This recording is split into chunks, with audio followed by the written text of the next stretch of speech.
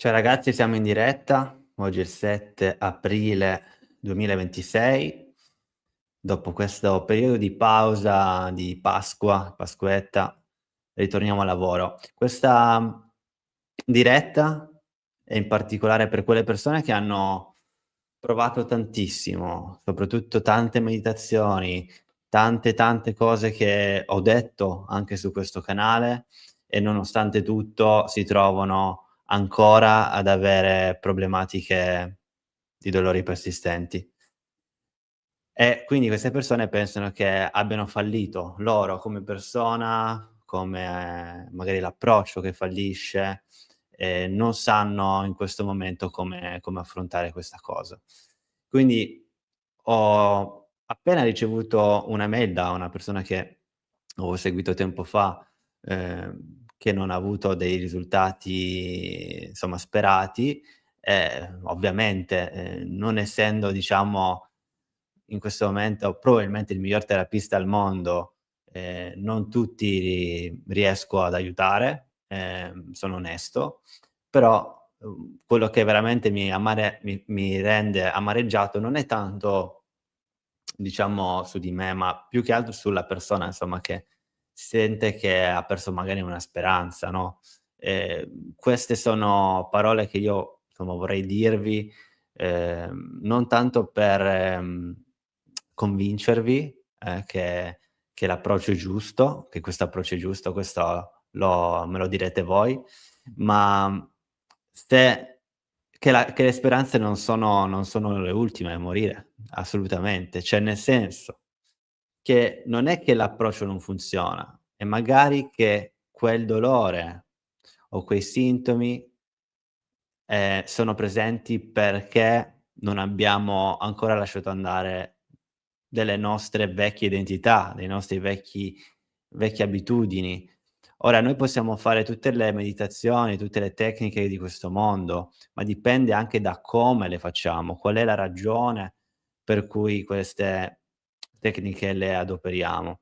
Ora, mi sono preso degli appunti, perché ho letto ultimamente una newsletter, una mail che mi è arrivata di della PRT, dell'associazione Pain Reprocessing Therapy di Alan Gordon, diciamo un istituto in cui mi sono formato anni fa, le ricevo settimanalmente e in questa newsletter, anzi fatemi vedere un attimo se sta registrando, perché ovviamente ogni volta che faccio una diretta c'è sempre qualcosa che non va. Comunque sì, sta registrando.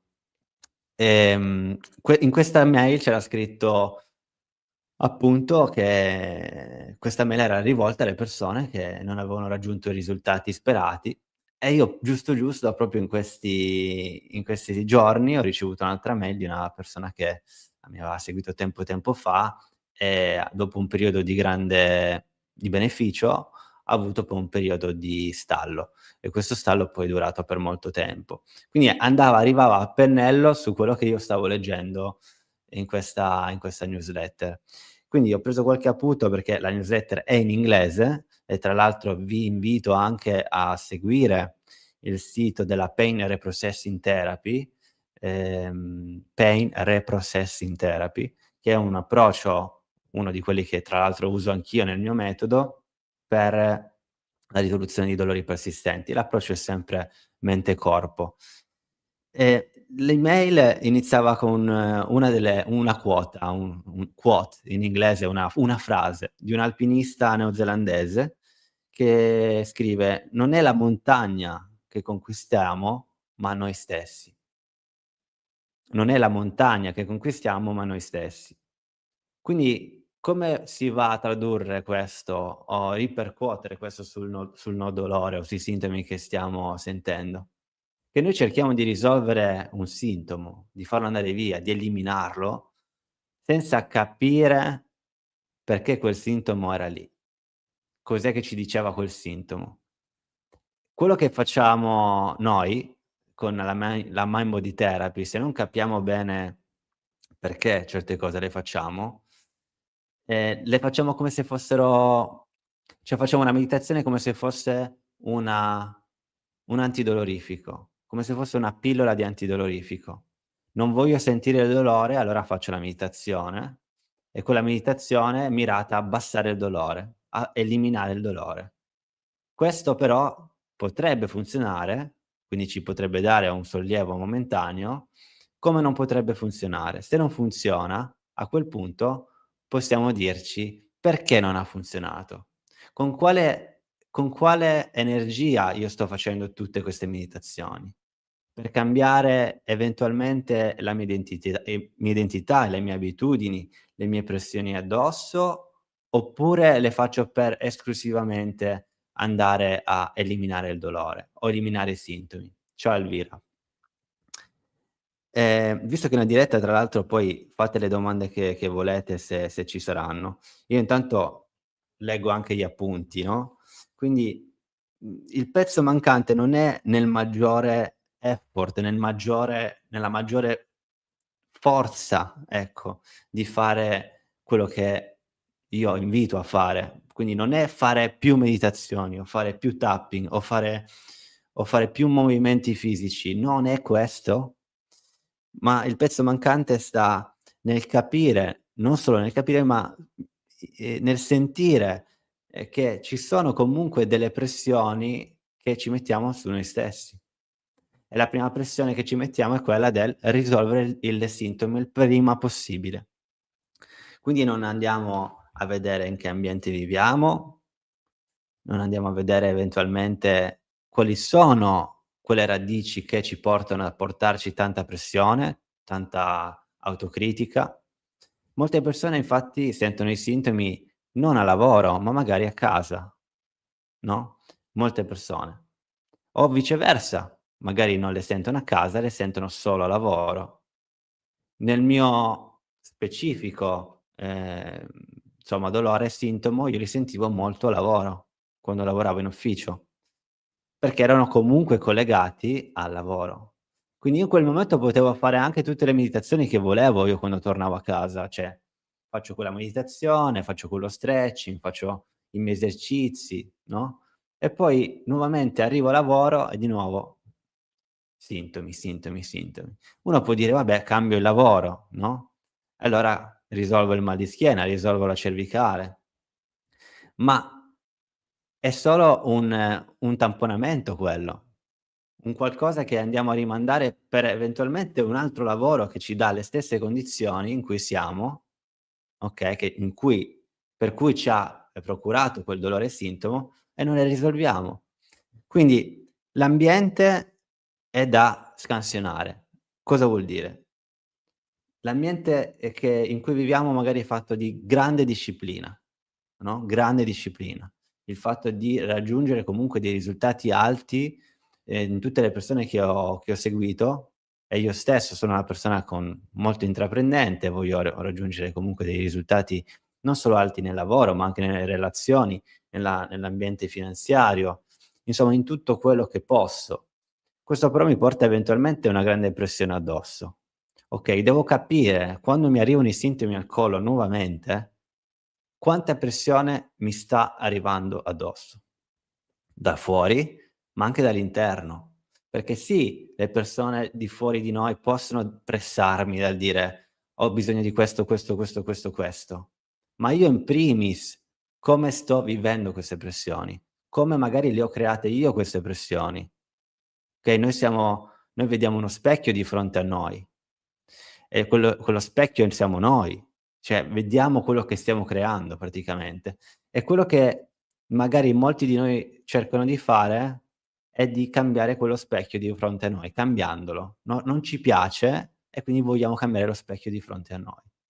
Cioè capiamo che in quel momento magari continuiamo con autocritica e continuiamo con magari eventualmente un lavoro che non ci piace. Lo so che tu dirai: ma io ho fatto questo per 20 anni, ho un bambino, ho una bambina, ho un affitto da pagare, ho da mettere su il cibo sul tavolo, devo comprarlo per i miei familiari, quindi non posso permettermi di cambiare lavoro." Io sono l'ultima persona che può dirti: "Cambia lavoro." Io non mi voglio mettere questa responsabilità di dirti: "Cambia lavoro." quello che posso dirti è: apri un attimo gli occhi, nota quelle tensioni non fisiche, ma quelle tensioni emotive, quindi tensioni psicologiche, da dove arrivano.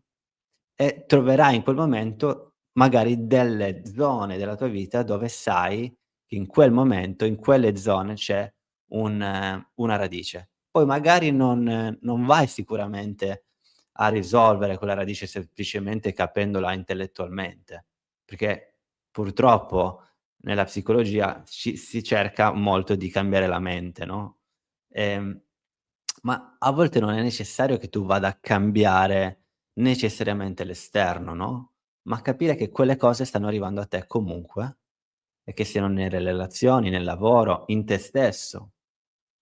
Molte volte siamo noi stessi i nostri maggiori nemici. Quindi il sistema nervoso non ti dice non lavora con sotto sforzo, cioè non cambia sotto sforzo, almeno in questi frangenti. Cambia quando si sente sicuro a cambiare, quando nota che le condizioni interne ed esterne sono favorevoli al cambiamento. Una condizione non è favorevole al cambiamento, un sistema nervoso non è favorevole al cambiamento quando è costantemente sotto pressione. Prova a memorizzare, non so, qualsiasi cosa sotto uno stato di ansia, sotto uno stato di costante pressione. Infatti non amo essere sotto pressione, perché non performo bene. Cioè io ci sono quelle persone che performano bene sotto pressione, ci sono quelle persone che non performano bene sotto pressione. Okay, il sistema nervoso normalmente, almeno in questi casi di sintomi, ha già avuto una grande pressione addosso dalla vita e quindi se gli chiediamo ulteriormente di cambiare il dolore, i sintomi, cercando proprio di cambiarlo con meditazioni, con qualsiasi cosa possibile, integratori, diete, ehm, super movimento fisico, tutte cose giustissime che ho nel mio metodo, okay, ma che, bisogna farle con intenzione giusta, cioè quella di vedersi all'interno, notare quelle pressioni, notarle, sentire quelle pressioni e quindi diciamo valutarsi da un punto di vista esterno, con un occhio esterno, notare che quella pressione te la stai dando comunque te, la stai accettando comunque te. Quindi la sicurezza non è un sentimento da praticare, ma una condizione da creare. Questo è quello che ho scritto anch'io qua, insieme a quella email che mi era arrivata e mi ha colpito molto perché è arrivata proprio nel momento giusto. La ridico questa frase per tutti: la sicurezza non è un sentimento da praticare, ma una condizione da creare.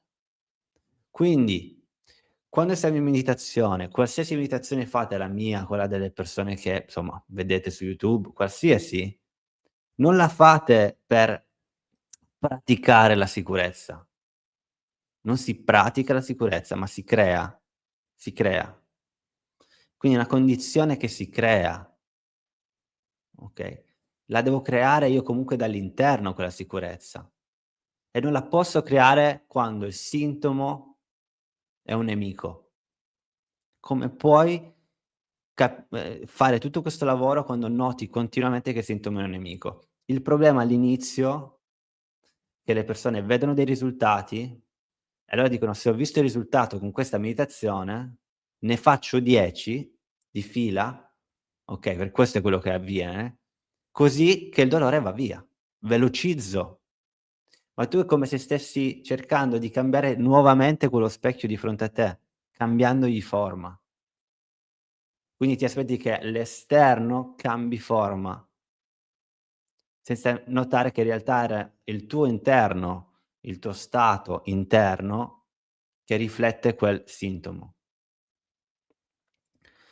Un'altra cosa è del farlo il perfezionismo, no, molte delle persone che seguo sono perfezioniste, cercano di controllare tutto, tutto, ehm e non do una colpa su questo, perché io sono una di quelle, o sono stato una di quelle e cerco in questa transizione, in questa trasmutazione di evolvermi anch'io con voi, perché io non sono al di sopra di nessuno, non sono al di sopra di ogni, cliente che ho, assolutamente. Quello che posso vedere è che ho la fortuna di vedere più persone di fronte a me, magari clienti, okay, o anche amici, che soffrono di dolori persistenti e noto le similitudini di ognuno. E quelle similitudini di ognuno mi arriva addosso come indizi e vedo: okay, se cambiamo questo, allora miglioriamo molte di queste persone. Se io sono uno di quelli, ho cambiato certe cose di me e ho visto i risultati su di me, ma questo è un caso. Quindi non potevo pretendere che il mio caso fosse il caso master. Quando ho iniziato quindi a su q ho iniziato questo percorso da terapista, prima ero il mio primo paziente e dopo ho visto una marea di testimonianze di guarigione su questi dolori psicosomatici, comunque neuroplastici, come li vogliamo chiamare. Ho detto: "Non sono l'unico".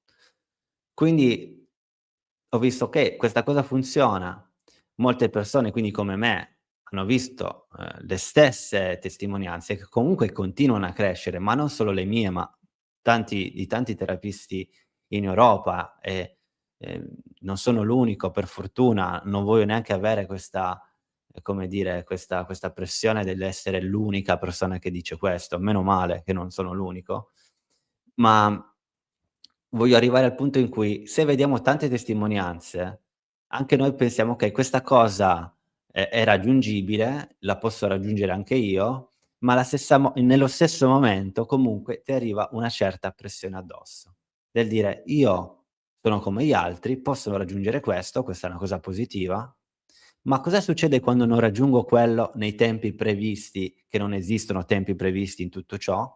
Perché è come dire a una persona: "Hai 6 mesi di tempo, okay, per cambiare la tua identità." Allora se io dico avevi 6 mesi di tempo per diminuire il dolore, forse ha più senso, magari. Ma se ti dico: "Hai 6 mesi di tempo per cambiare la tua identità e le tue abitudini", lì è un po' più difficile. Quindi come possiamo pretendere che magari il dolore vada via in 3 mesi, in 5 mesi, in 6 mesi, in 14 mesi, in 3 anni, se non notiamo che le nostre abitudini cambiano? Quindi quello che ci tengo a tutti voi che mi ascoltate su YouTube e mi sentite da magari mesi, se non anni, e ascoltate le mie meditazioni, di non prendere le meditazioni come tool o strumenti per abbattere il dolore. Il dolore non è da abbattere, non è un nemico. E fate tutte quelle pratiche che volete, anche in modo sbagliato, va bene. Quando dico sbagliato vuol dire che non c'è una pratica perfetta. Cercherete la meditazione perfetta, cercherete la respirazione perfetta, la routine perfetta, perché siamo perfezionisti, cerchiamo di controllare. E questo dovrebbe essere qualcosa che ci arriva e dire: "Ah, com'è possibile che quando vedo la casa in disordine, tutta sottosopra, sporca", okay, magari non è sporca, quello è quello che vediamo noi, magari il nostro partner non lo vede sporco. Allora mi arriva una certa tensione psicologica. Se non dico nulla per 2, 3, 4 giorni e sento che magari inizio a essere più irascibile. Okay, tutte queste cose sono specchi. Quello eventualmente porta a eventualmente dei dolori o dei sintomi. Questo lo vediamo solo se siamo in osservazione. Quindi le meditazioni sono osservazioni del nostro interno. Non vediamo la meditazione come qualcosa che deve cambiare necessariamente il dolore. Lo può fare, ma non abbiamo quell'aspettativa del cambiamento sul sintomo fisico materiale. Il sintomo fisico materiale segue una tensione, uno stato d'animo. che è molto astratto, è molto sottile ed è costantemente lì, okay? Da qualche parte avevo sentito questa frase che mi ha colpito moltissimo, che i dolori o i sintomi persistenti sono debiti emotivi. Qualcosa che è irrisolto, comunque non metabolizzato all'interno, che costantemente si va a portare sopra, a accumulare. Ma questo carico emotivo, questo debito finanziario se vogliamo, prendetelo anche così, non arriva tutto in una volta, potrebbe arrivare tutto in una volta, ma arriva piano piano, piano piano durante le fasi della nostra vita.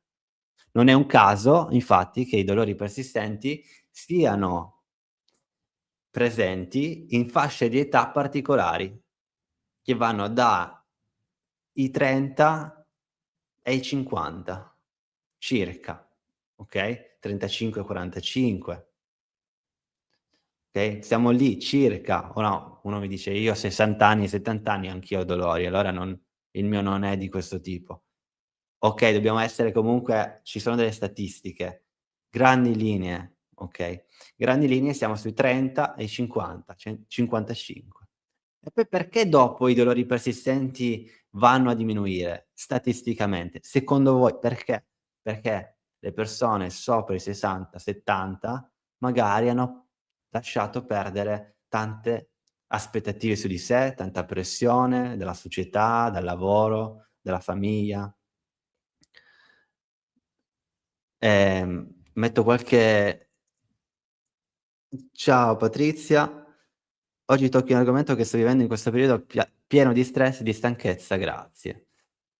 Meno male, ma questi sono argomenti che, diciamo, sono sempre attuali in tutte le persone che io sento, ma giornalmente. Quindi non cerchiamo di fare qualcosa di perfetto, perché non esiste la perfezione, non esiste il modo di far perfetta la meditazione. Lasciamo andare questa pressione addosso sul far perfetto le cose, perché tanto funziona lo stesso. Anzi, funziona meglio quando non lo facciamo in modo perfetto. Non cerchiamo di eliminare i sintomi a tutti i costi, perché non è il sintomo che dobbiamo eliminare. Ti ricordiamo che il sintomo segue uno stato d'animo. È un po' come dire: "Elimino il mio stato d'animo negativo." Lo elimino, ma quello che in cui andiamo contro lo rafforziamo, no, perché ha lo stesso percorso neuronale.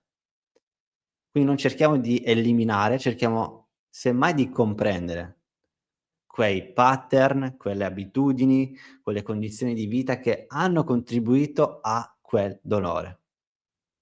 Comprendere, osservare, e in modo neutro soprattutto, no, modo neutro vuol dire non è che adesso io devo risolvere tutto quello che mi stressa, ma lo posso notare quello che mi sta stressando, quello che sta contribuendo. Posso decidere quindi o lo lascio andare o ricalco la penna su quella cosa lì. Lasciare andare vuol dire accettare, principalmente. Quindi vuol dire riaccettare anche il sintomo. Ricordiamo che se abbiamo uno specchio di fronte a noi, è il nostro corpo, è la nostra realtà esteriore, materiale. Vediamo quello che sta succedendo nella nostra vita e notiamo come noi siamo all'interno di noi. Continuiamo ad attrarre problemi, okay, probabilmente avevamo paura di attrarre quei problemi, molto probabilmente. Allora, mentre che fai gli esercizi, quindi nota quanta vigilanza hai, quanto stress c'è nel fare quell'esercizio. Inizialmente quando seguo i miei clienti, nelle prime sessioni chiedo di chiudere gli occhi, faccio una meditazione guidata, magari particolare per loro, e il dolore rimane sempre lì, il sintomo rimane sempre lì, no, stabile. Magari va giù di 1, ma magari per qualcuno rimane stabile. Okay, io non è che mi incavolo e dico: "Ma no, sta roba non sta funzionando, no, questa meditazione non sta funzionando." No, quello è un indizio che mi sta dicendo il corpo o la persona che se sintomo, mettiamo che ho dolore al collo, ho tensione alla testa, emicrania, se in quel momento che faccio l'esercizio il sintomo rimane sempre presente, no, allo stesso punto, lo stesso dolore, stessa pulsazione, che tra l'altro è molto difficile che questo rimanga sempre identico, okay, è un po' come guardare le nuvole del cielo e vederle sempre lì, ma hanno una leggera forma che cambia di poco, ma cambia. Si muove, ma cambia. Pochissimo, okay, nei secondi. Comunque questa cosa è un indizio, perché mi sta dicendo quella persona o quello stato di quella persona che è ancora in vigilanza. Quindi quando facciamo il tapping, no, cioè non stiamo con la testa a pensare: "Okay, mentre che faccio questo tapping dovrei sentire che il dolore diminuisce." Dovrei sentire, quindi aspettativa alta, okay, controllo, ipervigilanza, vigilanza e poi quando finisci dici: "No, no, ma il dolore è ancora lì, allora non ha funzionato." L'aspettativa sul risultato dobbiamo lasciarla andare, non è la nostra responsabilità. Quello che è di nostra responsabilità è mettere il nostro sistema nervoso in uno stato di sicurezza, non aspettandoci sicurezza, ma creando quella sicurezza nel corpo. Una di quelle sicurezze che possiamo creare, esempio, rallentare il modo in cui parliamo, rallentare il modo in cui respiriamo, rallentare il modo in cui camminiamo. Fateci caso, no, quando iniziate a camminare prendete la borsa, uscite di casa e camminate velocemente verso quella meta. Il modo in cui camminate, rispecchia il modo in cui pensate, okay? Continuamente in uno stato affannoso di fare, fare, fare, fare, fare, fare e poi ovviamente tutta questa è una pressione interna che crea emozioni irrisolte eventualmente, pensieri negativi eventualmente, okay? Vediamo qualcuno che mi ha scritto. Sono al mare meraviglioso, ho appurato che i miei dolori somatici sono evaporati guardando il mare. Ho scoperto la causa dei miei problemi, sono qui e lo osservo, lo accetto e devo ancora capire. Grazie Marco per questa tua osservazione. Uno dice: "Ma allora non è che posso vivere al mare tutto il giorno, no, o tutti i giorni, o vivere al mare sempre. Da qua in poi faccio 1 anno al mare, così recupero tutto." Sì, il debito potrebbe quel debito finanziario che in realtà è un debito emotivo, che è il debito del nostro corpo, può diminuire, ma potrebbe essere anche un evitamento del evitare le condizioni che non ci piacciono. Dobbiamo comunque risolvere magari quella faccenda lavoro che non ci piace, magari con una conversazione, con una brutta conversazione magari, o con la nostra compagna, il compagno, nostro figlio, nostra figlia. Cioè ci sono certe cose che bisogna comunque risolvere e affrontare per far sì che quelle emozioni vengano processate, il carico emotivo si abbassa e magari il sintomo non esiste o non c'è o si abbassa anche quello. No, quindi vediamo comunque che c'è sempre un collegamento, quasi sempre, non millimetrico, quindi non ci aspettiamo che oggi ho mal di testa, oggi quindi è successo qualcosa che non va. No, magari è successo qualcosa che non va ieri, l'altro ieri ancora. Quindi c'è una sorta di pressione che aumenta nel corpo, questo conflitto psicologico, che poi viene una volta che non c'è più, arriva tanta stanchezza e magari dormiamo un po' di più la mattina, vorremmo dormire un po' di più, sabato e domenica siamo esausti, perché questo conflitto o è stato risolto e quindi c'è questo strascico dopo, oppure è in costante, ehm, diciamo rafforzamento, e l'unico modo per il corpo di trovare uno spazio per rilasciare tensione è il sabato e la domenica, ma con stanchezza. E quindi la domenica e il lunedì arriviamo a lavoro che siamo totalmente vuoti. Quindi il dolore non è il problema da risolvere. Spero che sia chiaro questo. Il dolore non è il problema da risolvere, ma la tensione psicologica legata a abitudini, relazioni, possono essere sentimentali o lavorative, quindi sono emozioni non processate o non sentite o non volute sentire. No, non vogliamo sentire certe cose, è normale, no, però tutto quello che non vogliamo sentire, lo evitiamo, è come se mettessimo un debito ulteriormente nella nostra carta di credito. Prima o poi il prezzo si deve pagare e per qualcuno lo si paga col dolore col sintomo persistente, qualcuno lo paga con altre problematiche ancora più gravi. E su quelle cose un po' più gravi mi tolgo fuori da questo discorso, perché vanno al di là di quello che io sono capace di trattare. Quindi non è tanto come elimino il dolore, ma cosa il dolore mi sta chiedendo. Mi sta chiedendo forse di portare meno pressione addosso? Di controllare meno? Di andare più piano? Di lasciare andare certe cose che non hanno senso di prendersi in preoccupazione? Notiamo le preoccupazioni nei nostri pensieri, principalmente.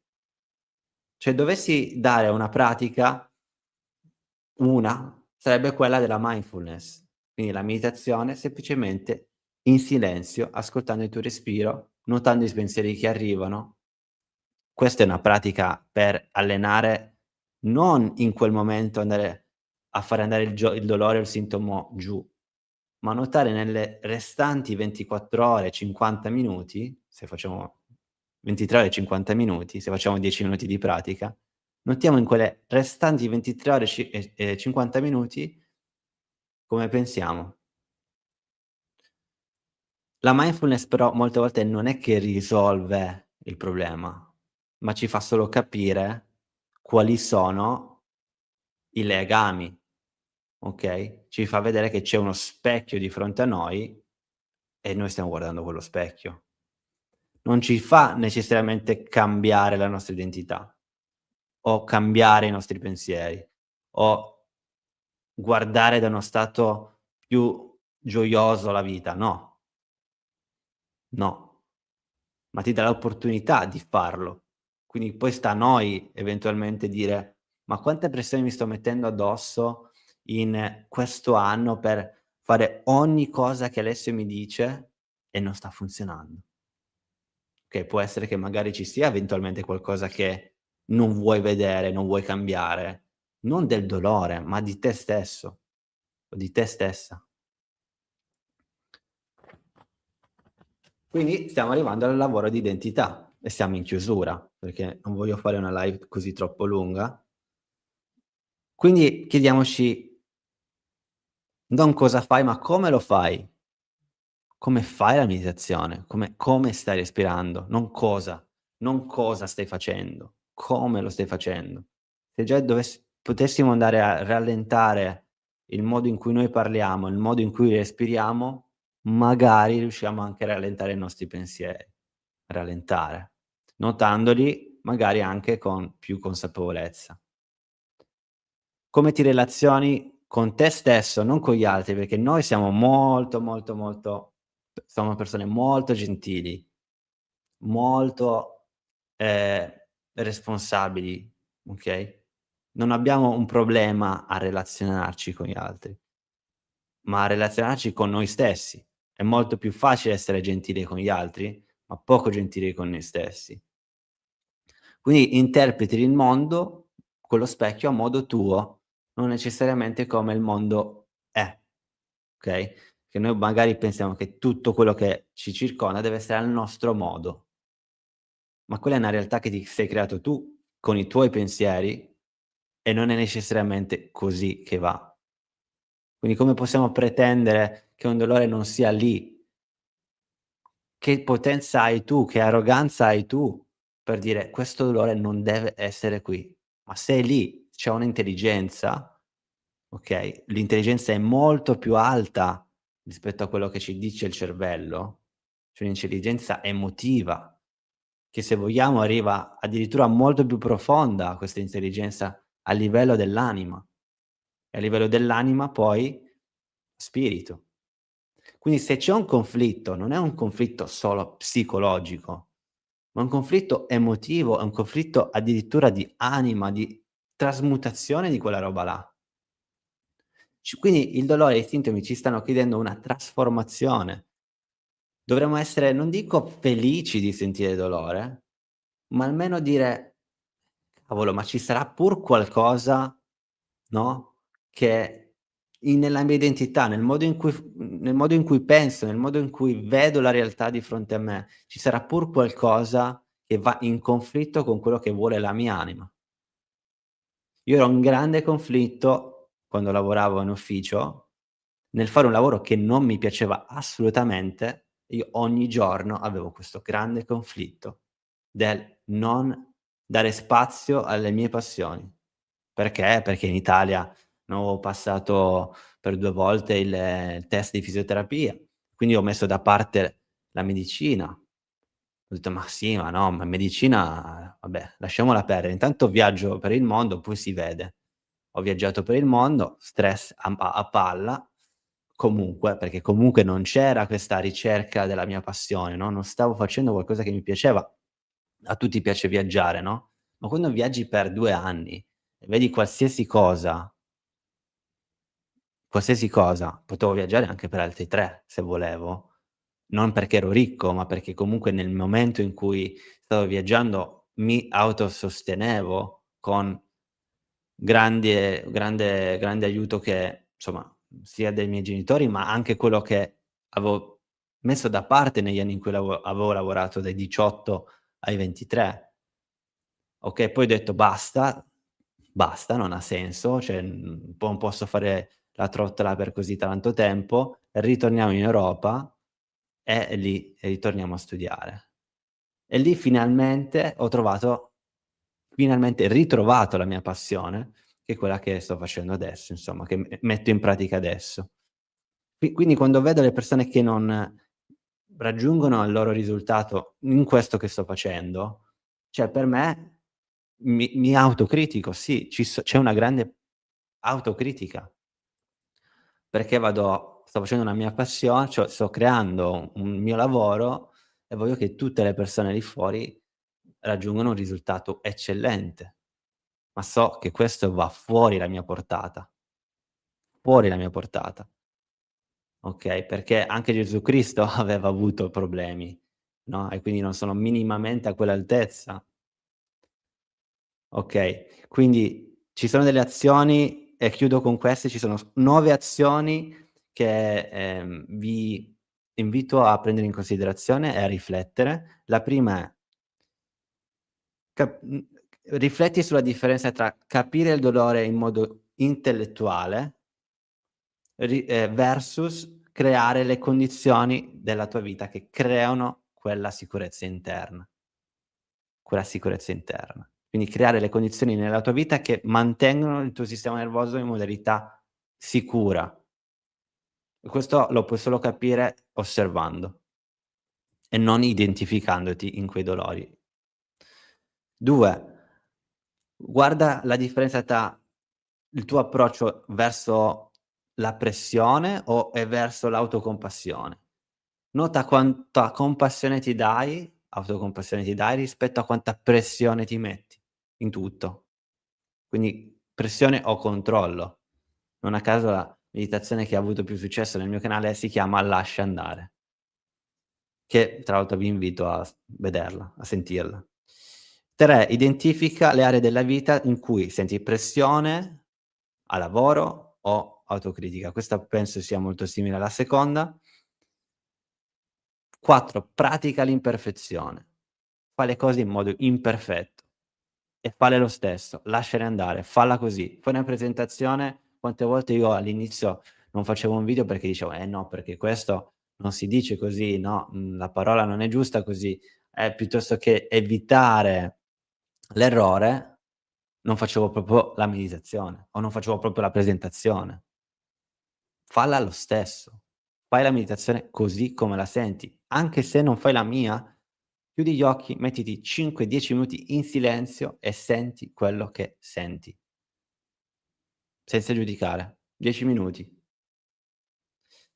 6. Le abitudini che contribuiscono al dolore. Guarda queste. Le abitudini sono quelle che creano la tua identità. Le identità arrivano da pensieri comunque, okay, ma le abitudini sono i risultati dei tuoi pensieri e delle tue parole. Quindi nota le tue abitudini, vedi se ci sono queste abitudini che possono contribuire a quella pressione interna. Esempio: svegliarsi la mattina, cerca e andare subito a vedere le mail. Quella è un'abitudine che può creare pressione interna. Bisogna cambiare quell'abitudine. Esempio, 7. Cosa mi chiede il dolore? Cosa mi chiede il dolore? Non il dolore deve andare giù, ma cosa mi sta chiedendo il dolore? Molto probabilmente ti sta chiedendo più sicurezza nel tuo corpo. E ritorniamo sempre alle fasi precedenti di questa lista. 8. Il dolore definisce la tua storia. È la definizione della tua storia fino a quel punto. La tua identità è ancora così, nel dolore, okay, creata da abitudini e pensieri. Da quel momento in poi puoi decidere se disidentificarti, non identificarti col dolore, cambiando i tuoi pensieri, prima notando e accettando che il dolore non è un tuo nemico, prima di tutto, e accettarlo già ci vuole un bel po', non è qualcosa che si fa in un secondo. Dal punto di vista intellettuale lo potresti fare in un secondo, ma dal punto di vista corporeo ci vuole tempo. Quanto tempo ci vuole non sono io a dirtelo, perché se dico 3 mesi dirai: ma no, io soffro da 30 mesi." Ma se dico 30 mesi e tu dici: "Cavolo, 30 mesi, ma siamo pazzi." Non dico nulla. Può arrivare anche in un giorno il cambiamento, dipende da quanta consapevolezza e quanta resistenza non abbiamo più dalla nostra vecchia identità. Quindi 9, pratica con calma, senza pressione e senza aspettativa. E vi lascio con questo, con magari la mia meditazione lascia andare. Grazie veramente per essere stati fino a qua, a sentire 42 minuti del mio monologo. Vi ringrazio per il supporto.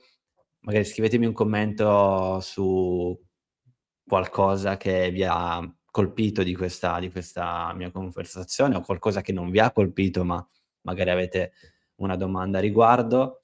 Ehm, per chi non mi conosce, insomma, vi invito a vedere qualche meditazione, qualche altro video e ad aprirvi a questa possibilità che il dolore non è il vostro nemico, ma probabilmente è il vostro migliore amico, perché è quello che vuole che tu cambi e ti trasformi in una versione migliore. Non che tu non sia una persona giusta oggi, ma perché potresti essere ancora di più di quello che sei. Alla prossima e ci vediamo al prossimo video. Ciao.